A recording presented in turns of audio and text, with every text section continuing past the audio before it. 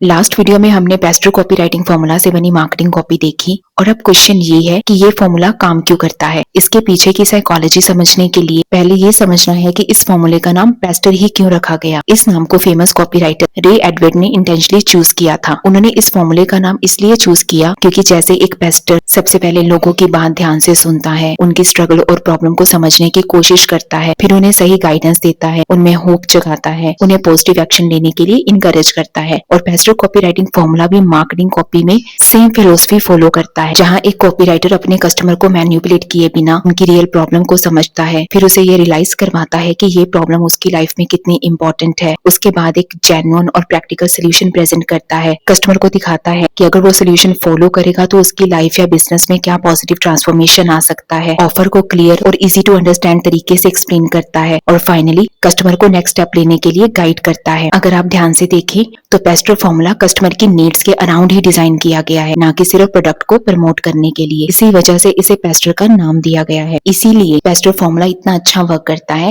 क्योंकि यह consumer psychology को समझता है। ये ह्यूमन बाइंग जर्नी के नेचुरल स्टेजेस को फॉलो करता है। लोग सिर्फ इसलिए कोई प्रोडक्ट या सर्विस नहीं खरीदते क्योंकि उन्हें उसका एडवर्टीजमेंट पसंद आ जाता है। अगर ऐसा होता तो हर एड सक्सेसफुल होता, लेकिन रियलिटी ये है कि कस्टमर के बाइंग डिसीजन कई फैक्टर से इन्फ्लुएंस होते हैं, जैसे उनकी प्रॉब्लम, उनके इमोशन, ब्रांड पर ट्रस्ट, उनकी एक्सपेक्टेशन, सोल्यूशन के बारे में उनकी अंडरस्टैंडिंग। और इसी नेचुरल थिंकिंग प्रोसेस को ध्यान में रखकर पेस्टर फॉर्मूला डिजाइन किया गया है। ये फॉर्मूला कस्टमर के माइंड में चलने वाले डिसीजन मेकिंग जर्नी के साथ स्टेप बाय स्टेप मूव करता है। चलिए समझते हैं कि हर कंपोनेंट के पीछे कौन सी कस्टमर साइकोलॉजी वर्क करती है। टेबल में एक तरफ यहाँ पे कंपोनेंट लिखा है, दूसरी तरफ लिखा है कस्टमर साइकोलॉजी। तो अगर बात करें प्रॉब्लम कंपोनेंट की, तो यहाँ कस्टमर जब अपनी प्रॉब्लम को कॉपी में पढ़ता है तो वो ये फील करता है कि ये ब्रांड मेरी स्ट्रगल को समझता है। और जब किसी इंसान को लगता है कि सामने वाला उसकी सिचुएशन समझ रहा है तो नेचुरली उसका अटेंशन और ट्रस्ट दोनों बढ़ने लगते हैं। तो यहीं से प्रॉब्लम कंपोनेंट कस्टमर को कॉपी में आगे बढ़ने के लिए मोटिवेट कर देता है और उसके बाद वो पहुंचता है एम्पलीफाई कंपोनेंट में। इस स्टेज पर कस्टमर रियलाइज करता है अगर मैंने इस प्रॉब्लम को सॉल्व नहीं किया तो ये फ्यूचर में भी मुझे अफेक्ट करती है। ये स्टेज कस्टमर को प्रॉब्लम के इम्पैक्ट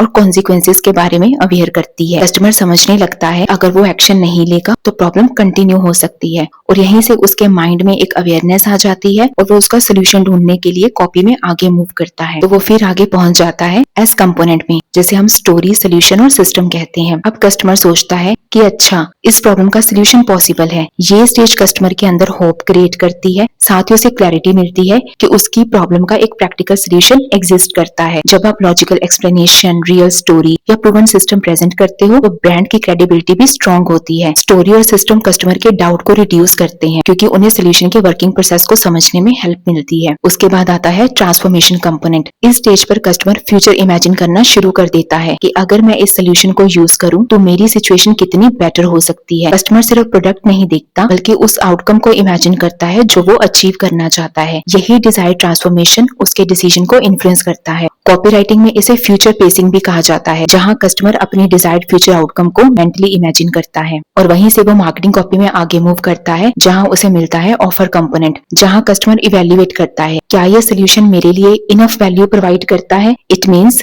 एक स्ट्रॉन्ग ऑफर कस्टमर के परसीव वैल्यू को इंक्रीज करता है। यहाँ कस्टमर को क्लियरली समझ आता है कि उसे क्या बेनिफिट मिलेगा, इससे उसकी अनसर्टेनिटी कम होने लगती है और फाइनली वो बढ़ता है रिस्पॉन्स कंपोनेंट की तरफ, जहाँ उसके दिमाग में लास्ट क्वेश्चन आता है, अब मुझे नेक्स्ट क्या करना चाहिए। तो एक clear call to action customer के डिसीजन प्रोसेस को सिंपल बनाता है क्योंकि उसे पता होता है कि नेक्स्ट स्टेप क्या लेना है। बट आज के टाइम में कस्टमर के पास इन्फॉर्मेशन और चॉइसेस बहुत ज्यादा हैं, इसलिए एक इफेक्टिव कॉपी का काम सिर्फ इन्फॉर्मेशन देना नहीं होता बल्कि कस्टमर के कंफ्यूजन को रिड्यूस करना और डिसीजन लेना सिंपल बनाना भी होता है। पेस्ट्रो फॉर्मूला इसी प्रोसेस को स्ट्रक्चर वे में गाइड करता है। तो आपने पेस्ट्रो कॉपी राइटिंग फॉर्मूला से बनी मार्केटिंग कॉपी भी देखी और हर कंपोनेंट के पीछे की साइकोलॉजी भी समझ ली। इससे हमें ये क्लियर हो गया कि PASTOR copy writing formula human psychology और कस्टमर डिसीजन मेकिंग प्रोसेस को समझकर बनाया गया एक स्ट्रक्चर फ्रेमवर्क है। तो पेस्ट्रो कॉपी राइटिंग फॉर्मूला सिर्फ सेल जनरेट नहीं करता बल्कि ट्रस्ट बिल्ड करने और स्ट्रॉन्गर कस्टमर रिलेशनशिप क्रिएट करने में भी हेल्प करता है। सीरीज में बने रहिएगा क्योंकि आगे अभी और भी इंपॉर्टेंट चैप्टर्स बाकी हैं। Till then subscribe the channel and share it with the others. Thank you.